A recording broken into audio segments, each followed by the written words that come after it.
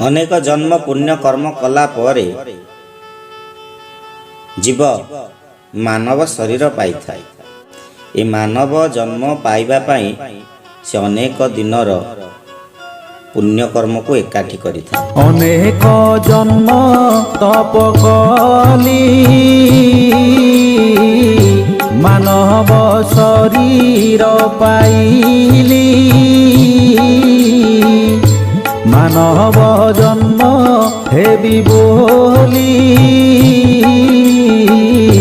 भरोसा जहा करिथिली। एबे जीव अनेक दिनर पुण्य कर्म को एकाठी करी मानव जन्म पाइबा को जाउछि। जेतेबेले मातृगर्भरे जीव आसी प्रवेश करे से मातृगर्भ ताकू नर्क कुंड सदृश लगे। आ से नर्क कुंड रे तार शरीरटा पूरा सढ़ी जाए। यही समय जीव नारायण को चिंता करे, प्रभु एबे मनुष्य शरीर रे लभी मु रहिली गर्भरे।